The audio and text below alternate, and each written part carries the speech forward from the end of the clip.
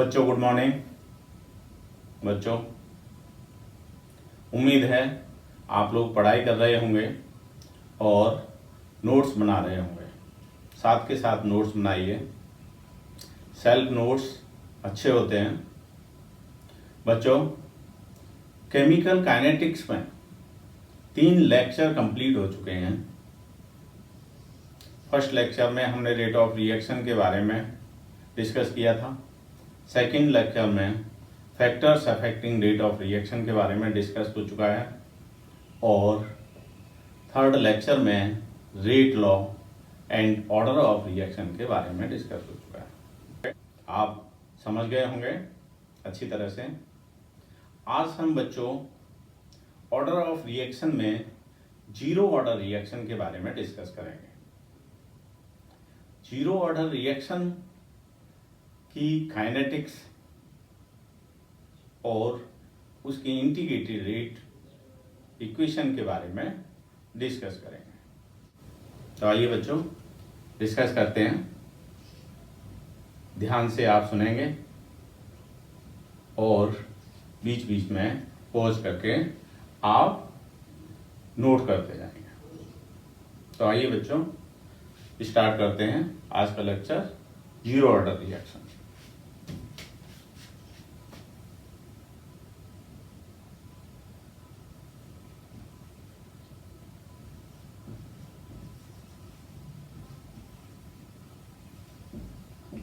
Zero order reaction. Zero order reaction में बच्चों according to rate law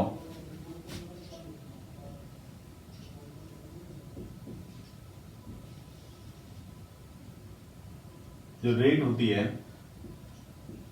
that will be equal to A if there is a reactant and they gives product.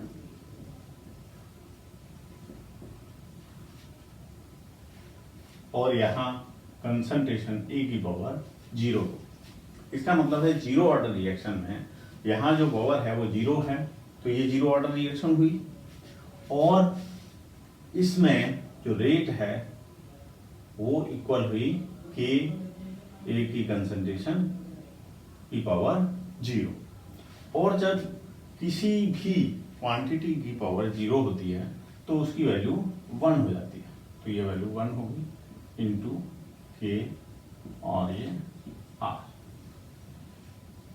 तो ये हो जाएगा are equal to के। It means this is constant, rate is constant. यहां पर rate constant होगी, ये constant value होगी रेट। इसका मतलब है कि इसकी जो रेट है जीरो ऑर्डर रिएक्शन की जो रेट है वो कंसंट्रेशन पर डिपेंड नहीं है। तो इसका मतलब हुआ अगर हम रेट और कंसंट्रेशन में अगर हम ग्राफ प्लॉट करें इस तरह से, यहां हम रेट ले लें आर और इधर कंसंट्रेशन ले लें, इसमें अगर ग्राफ प्लॉट करें तो ये ग्राफ इस तरह का आएगा। ये इस लाइन के पैरेलल आएगा, एक्स एक्सिस के पैरेलल आएगा, क्योंकि ये जो रेट है वो कंसंट्रेशन पर डिपेंड नहीं है। कंसंट्रेशन डिक्रीज होगी जैसे जैसे रिएक्शन आगे बढ़ेगी, कंसंट्रेशन डिक्रीज होगी रिएक्टेंट की, लेकिन रेट पर उसका कोई इफेक्ट नहीं होगा। रेट कांस्टेंट होगी, दिस इज कांस्टेंट। ये कांस्टेंट वैल्यू है and this is straight line होगी, स्ट्रेट लाइन होगी, स्ट्रेट लाइन। इसी तरीके से अगर रेट और टाइम में ग्राफ प्लॉट करें, रेट और टाइम में ग्राफ प्लॉट करें, यहाँ टाइम ले लें और यहाँ rate,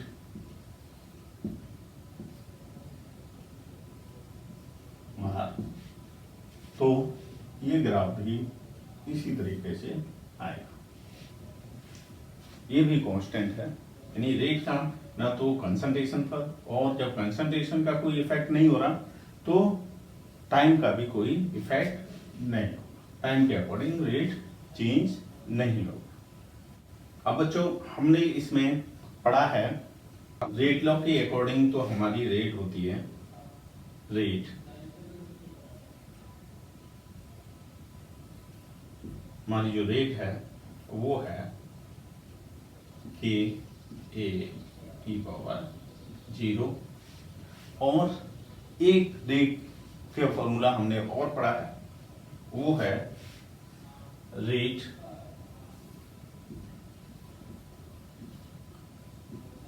minus D A over D T if A gives product. इसी के लिए अगर ये है और वो प्रोडक्ट बना रहा है तो एक दूसरा फॉर्मूला ये होता है। इसका मतलब हुआ कि यहां पर हम ये दोनों को अगर बराबर, ये दोनों बराबर हो जाएंगे तो ये हमारा फॉर्मूला हो जाएगा minus D A over D T equal to ये के और ये पावर 0, ये फॉर्मूला है। अब हम इसका अगर इंटीग्रेशन करें, अब हमें निकालनी है इंटीग्रेटेड रेट इक्वेशन, तो हम इसको मिटा देते हैं।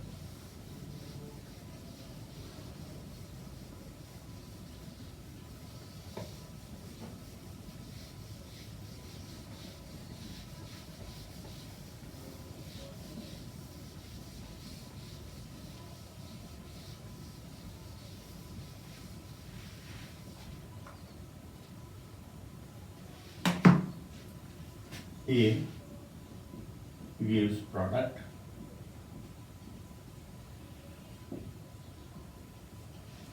और हमारा जो फॉर्मूला है तो हमें इससे निकालना है integrated rate equation. Integrated rate equation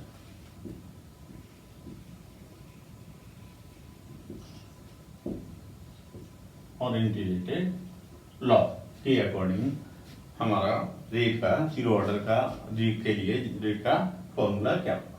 तो हमारे पास जो फॉर्मूला है वो है minus D A over T T equal to K और ए की power 0। Again this will become K and this is D A over dt. Now dA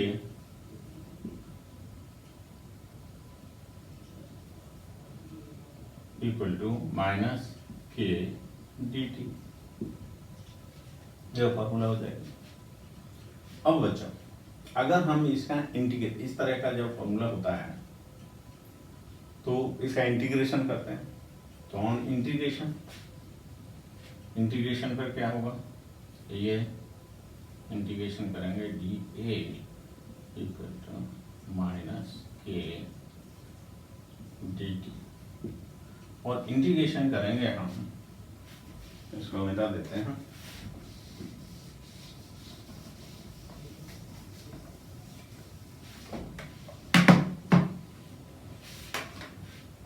इसका integration करेंगे तो ये आएगा यहाँ, इसको अगर t equal to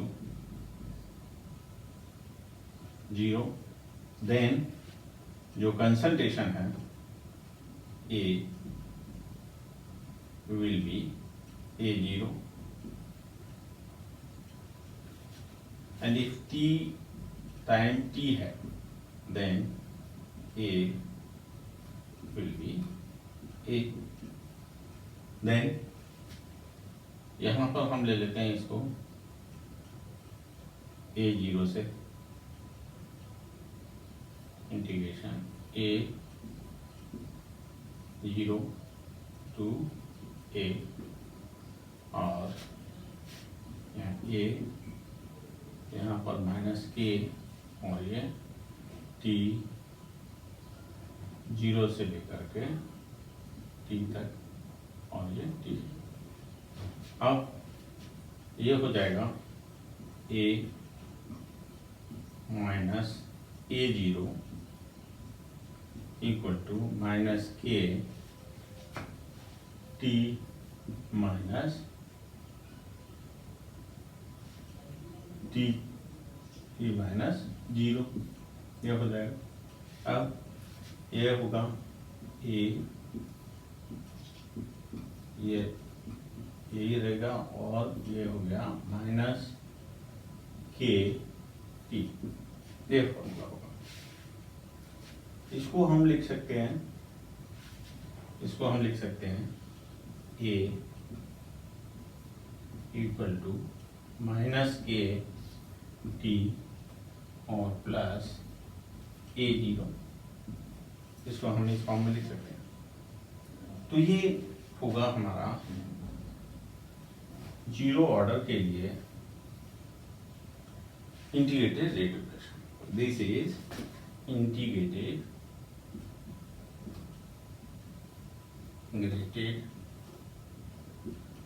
rate equation.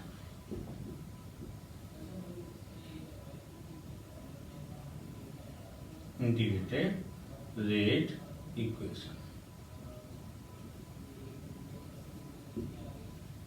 ये इंटीग्रेटेड रेट इक्वेशन। इस फॉर्मूले को देखें, इस फॉर्मूले को हम यहां लिख लेते हैं, ए इक्वल टू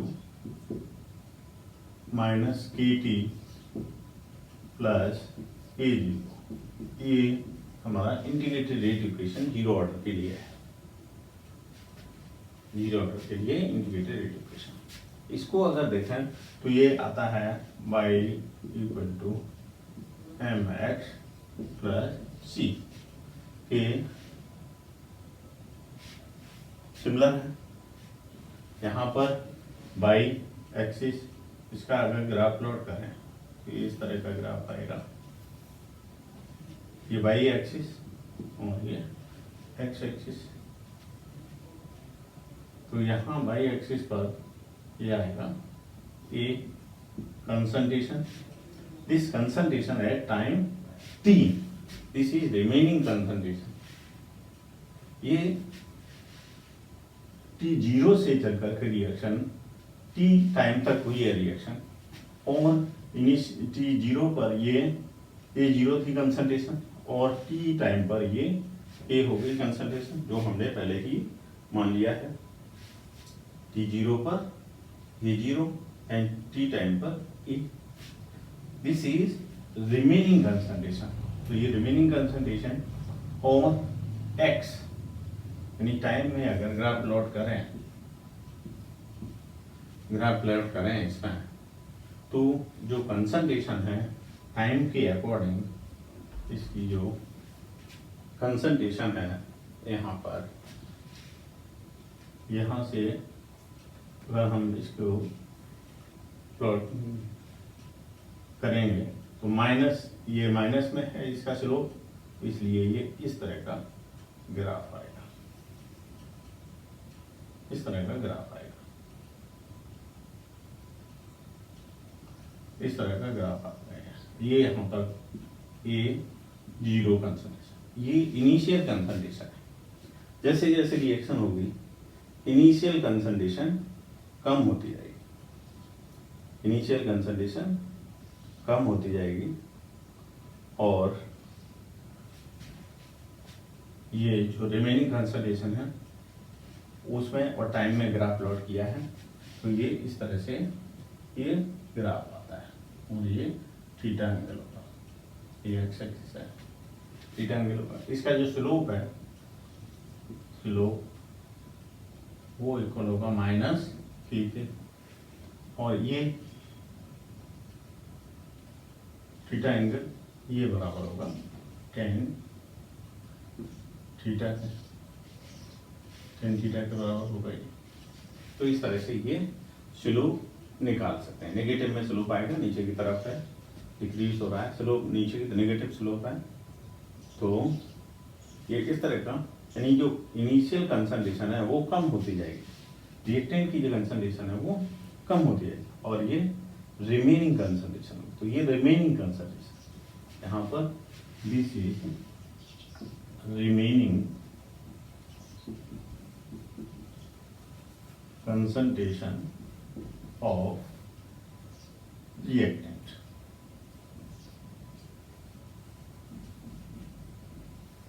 ये रिएक्टेंट की कंसंट्रेशन होगी रिमेनिंग बची हुई, और ये इनिशियल कंसंट्रेशन,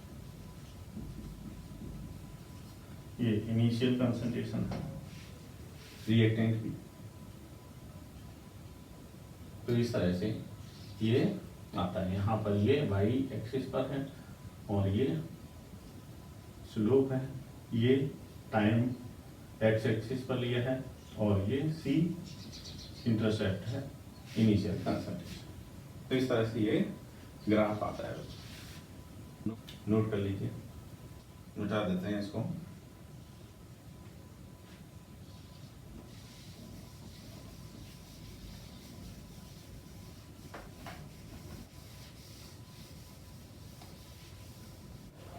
अब देखिए बच्चों, half life period, half life period,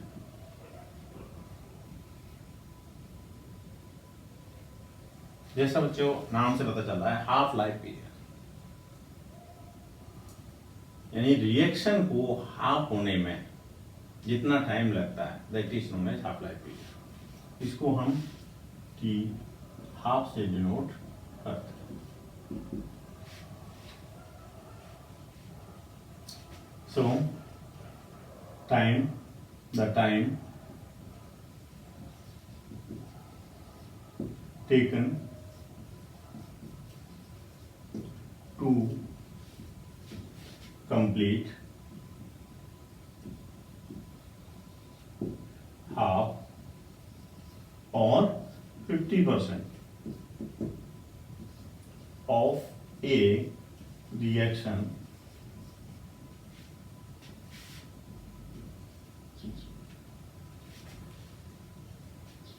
is known as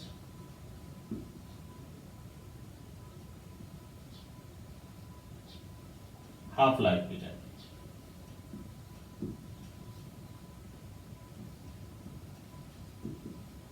half life period कहते हैं रिएक्शन को 50% कंप्लीट होने में या हाफ कंप्लीट होने में जितना टाइम लगता है that is known as half life period. अब बच्चों देखो, टी टाइम में इनिशियल टाइम 0 है, then concentration A will be A naught या ये 0, एंड अगर टाइम टी हो जाए then this will become T half हो जाए, then this concentration of reactant जो इनिशियल कंसंट्रेशन ए 0 है, दिस विल बिकम, यानी ए कंसंट्रेशन है that will become A0 Y2 हो जाएगी। अब हमारा जो इंटीग्रेटेड रेट इक्वेशन का जो फॉर्मूला है A equal to minus KT और प्लस A0, देन हम वैल्यू पुट करें तो ये हो जाएगा A0 Y2 equal to minus K और T half plus A0, now K into T half will be equal to A0 minus A0 by 2, then this will become A0 by 2, now this is T half और ये इधर चला जाएगा, ये हो जाएगा A0/2 के। इसका मतलब है कि T हाफ है जो वो इनिशियल कंसंट्रेशन के डायरेक्टली प्रोपोर्शनल है। T हाफ इसका मतलब T half is directly proportional to A zero. जितना ज़्यादा इनिशियल कंसंट्रेशन होगी हाफ लाइफ पीरियड उतना ही ज़्यादा होगा। नोट कर लीजिए बच्चों, नोट कर लिया होगा बच्चों। अब देखिए, अगर बच्चों हम ग्राफ प्लॉट करें T half over initial concentration, तो ग्राफ किस तरह का आएगा? टी हाफ और यहाँ इनिशियल कंसंट्रेशन, तो ये ग्राफ है वो इस तरह का आता है, स्ट्रेट लाइन है इस तरह का। जैसे जैसे इनिशियल कंसंट्रेशन हम बढ़ाते जाएंगे वैसे वैसे हाफ लाइफ बढ़ेगा। जैसे जैसे हम इनिशियल कंसंट्रेशन बढ़ाएंगे, इसको आधा कंप्लीट होने में उतना ही टाइम ज़्यादा लगेगा, इस तरह का। ये तो स्लोप इसका पॉजिटिव में होगा और ये होगा 1/2 के। ये स्लोप होगा 1/2 के। This will be equal to, यहाँ ये थीटा एंगल होगा और this will be equal to tan theta.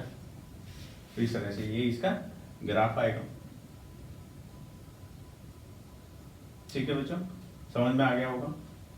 तो हमारे दो फॉर्मूले हो गए बच्चों। एक तो ये फॉर्मूला हो गया A equal to -KT plus A0, और एक फॉर्मूला हो गया T half equal to A0/2 के। ये दो फॉर्मूला हो गए जो हमें न्यूमेरिकल करने में यूज होंगे। हाफ लाइफ का और एक कंसंट्रेशन का, दो फॉर्मूले हो गए। अब देखिए बच्चे, जैसे हाफ लाइफ पीरियड होता है वैसे ही होता है एक लाइफ टाइम पीरियड। तो देखिए उसको,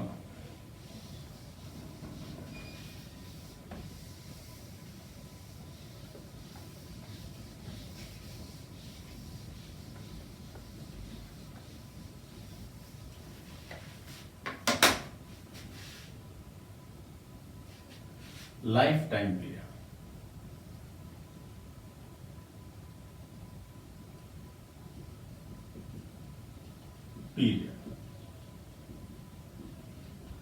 जैसे नाम से पता चल रहा है बच्चों, लाइफ टाइम पीरियड यानी रिएक्शन की पूरी लाइफ में जितना टाइम लगता है that is known as life time period. इसको हम डिनोट करते हैं TLF, लाइफ टाइम पीरियड से डिनोट करें।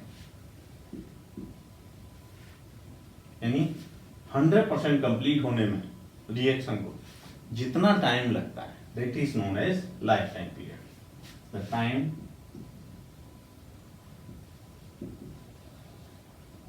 taken by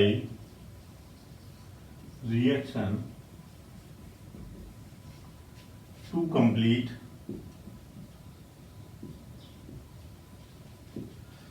100% is known as lifetime period.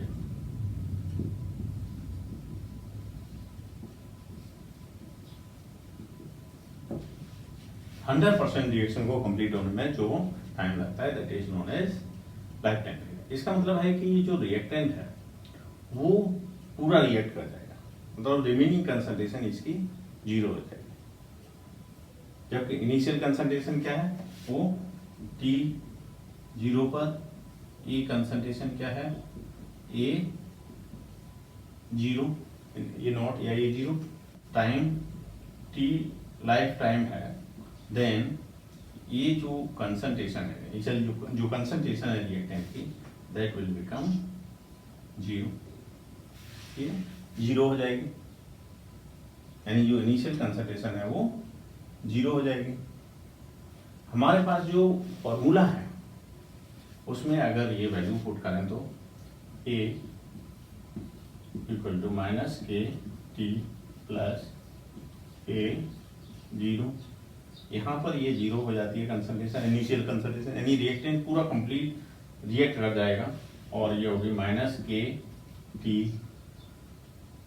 ये यहाँ पर लाइफ टाइम है और ये K zero, then this will become K T life time equal to A zero initial concentration, then T life equal to A zero by K, ये formula आएगा life time का, ये फॉर्मूला हो जाएगा। Graph उसी तरीके से आएगा लेकिन उसमें जो स्लोप होगा वो के बराबर 1/k के बराबर होगा।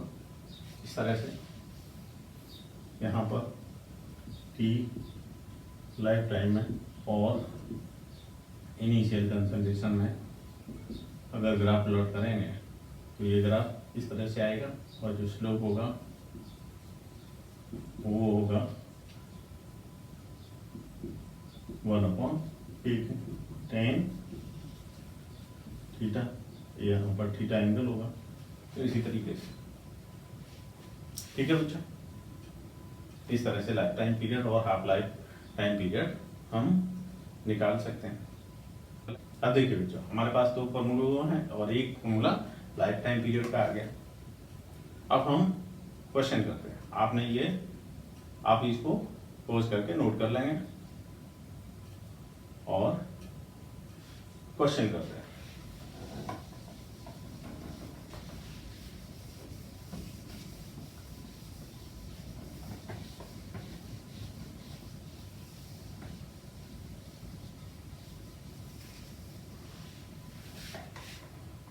हमारा जो फॉर्मूला है टी लाइफ का वो हो गया ए जीरो अपॉन के। अब देखिए क्वेश्चन करते हैं बच्चों। A gives product is a zero order reaction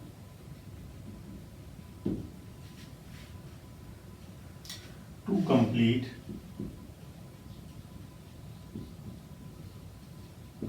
50%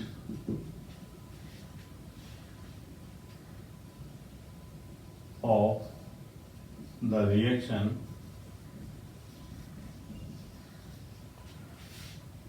time taken is 5 minutes.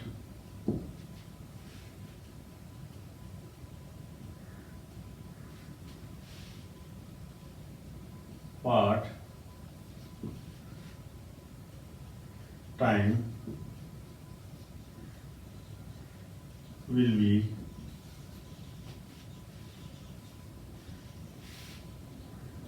required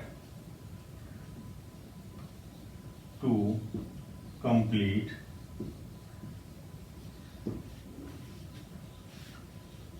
25% of the reaction। Reaction को 25% कंप्लीट होने में कितना टाइम लगेगा? जीरो ऑर्डर रिएक्शन है, ए से प्रोडक्ट बनना है, ऑर्डर रिएक्शन जीरो ऑर्डर है, टू कंप्लीट 50% मतलब हाफ लाइफ पीरियड दिया हुआ है और वो 5 मिनट लगते हैं। What time will be required to complete 25% of the reaction को 25% मतलब 50% में तो 5 मिनट लग रहे हैं, तो 25% में कितना टाइम लगेगा? तो हमारे पास जो फॉर्मूला है ए equal to minus K T plus ए ये लो टी 5 मिनट में कितना हो जाता है फॉर 50% कंप्लीशन, 50% कंप्लीशन के लिए अगर देखें तो 5 मिनट लगते हैं और इसमें ये कंसंट्रेशन कितनी हो जाएगी, ए कंसंट्रेशन कितनी होगी, वो होगी A0/2। यहाँ पर ये टी हाफ कर लेते हैं। यहाँ देखिए बच्चों, अगर ये मान लीजिए इनिशियल कंसंट्रेशन, अगर मान लीजिए ये 100 है इनिशियल कंसंट्रेशन, तो ये इसकी आधी हो जाएगी और ये कितनी होगी 50। तो अगर इस फॉर्मूले में हम वैल्यू पुट करें तो ये होगी हमारा जो फॉर्मूला है वो है A equal to -KT half plus A0। यहाँ हमारी जो वैल्यू आएगी वो होगी 50 बचा हुआ, 50% कंज्यूम हो गया, तो ये -K और ये 5 मिनट लगते हैं प्लस और ये 100 हो गया। अब यहाँ K इक्वल टू ये आ जाएगा 100 माइनस 50 और अपॉन ये आएगा 5, तो ये आता है फिर 50/5 इक्वल टू 10 मिनट, 10 आएगा, यूनिट 10 आएगी इसकी। और जीरो ऑर्डर के लिए के की जो यूनिट होती है वो होती है मोल लीटर इनवर्स और सेकेंड इनवर्स। 10 आएगा, के की वैल्यू 10 आएगी। अब देखिए बच्चों 25% कंप्लीशन के लिए अगर निकाला फॉर 25% कंप्लीशन, 25% कंप्लीशन के लिए तो कितना टाइम लगेगा, हमें T 25% निकालना है। हमारी जो इनिशियल कंसंट्रेशन है उसको हम 100 मान लेते हैं, तो हमारी जो A कंसंट्रेशन होगी वो होगी, इसका 25% कंज्यूम हो गया, तो 100 और इसका 25% कंज्यूम हुआ, तो यहाँ से इसको 25 माइनस करें, 25% कंज्यूम हुई तो ये बचेगी 75% बचेगा। अब इसमें अगर हम जो फॉर्मूला है हमारा A0 इक्वल टू KT और प्लस A0, यहाँ पर हमारी ये है, हमने लिया 100 और ये हमारा जो आया है K की वैल्यू वही आएगी, सेम रिएक्शन सेम है, इसीलिए K की वैल्यू यहाँ पर 10 आएगी और इनटू यहाँ पर टाइम निकालना है, और ये होगी इसमें बची हुई कंसंट्रेशन रिमेनिंग 25% कंप्लीट हो गई, तो ये बचेगी 75% आफ्टर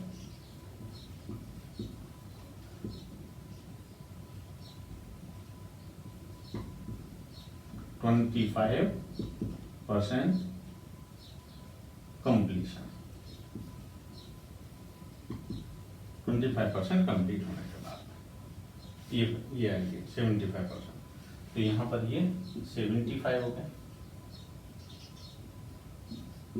अब इसको 10T इक्वल टू 100 माइनस 75, ये होगा 25 और T अपॉन देन ये आएगा टाइम आएगा 2.5 मिनट, 2.5 मिनट लगेगा 25% कंप्लीट। जीरो ऑर्डर रिएक्शन है, कंसंट्रेशन पर डिपेंड नहीं है। वैसे भी देखें तो 50% कंप्लीट होने में 5 मिनट लगते हैं, तो 25% कंप्लीट होने में 2.5 मिनट लगेंगे। नोट कर लीजिए बच्चों, कर लिया होगा बच्चों। अब देखिए दूसरा क्वेश्चन करते हैं। A gives product to complete 50% reaction takes 4 minutes and to complete 75% reaction takes 6 minutes. What will be the order of reaction and rate constant? हमें ऑर्डर ऑफ रिएक्शन निकालना है और रेट कांस्टेंट निकालना है। अभी हमने जीरो ऑर्डर रिएक्शन के बारे में पढ़ा है, तो ये जीरो ऑर्डर रिएक्शन हो सकता है।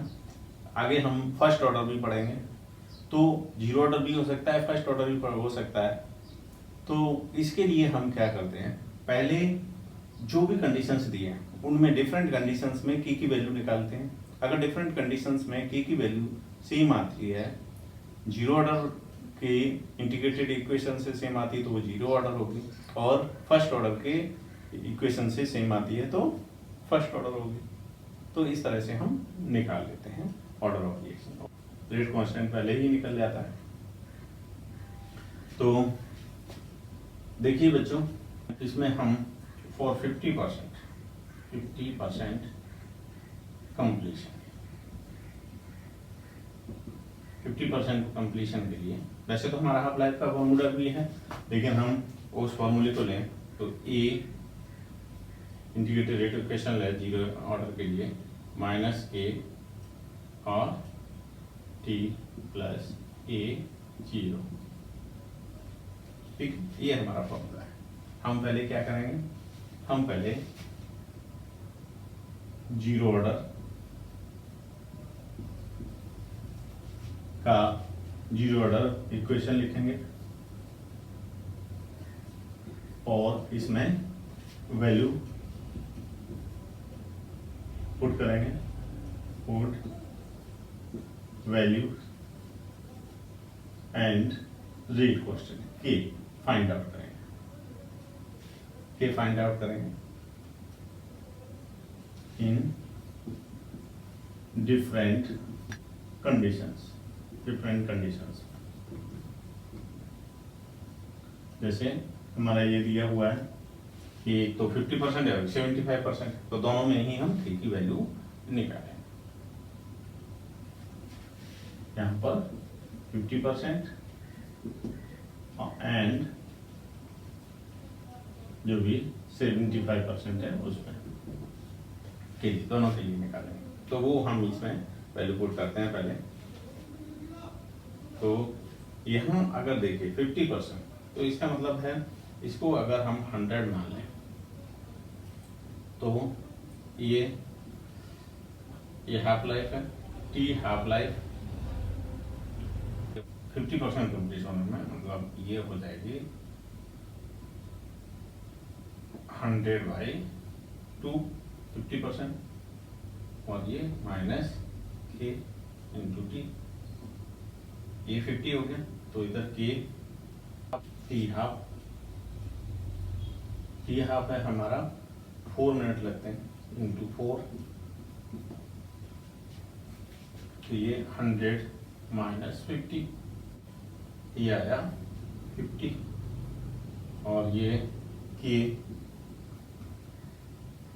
50/4, ये वैल्यू आएगी 12.5, और फिर जीरो ऑर्डर है तो इसके लिए मोल, लीटर इनवर्स और सेकंड इनवर्स हो जाएगी। अब देखिए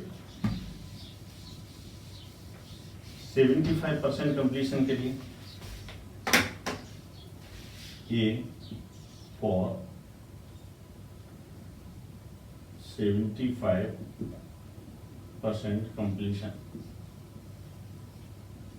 इसके लिए देखें तो ए इक्वल टू माइनस के इंटू टी प्लस ए जीरो, ये हमने 100 लिया है और इसमें यहाँ टाइम लगता है हमारा 6 मिनट लगते हैं, 6 मिनट लगते हैं। और ये कि हमें निकालना है, और ये है, ये हमारा 75% कंप्लीट हो गई है, 75% कंप्लीट हो गई।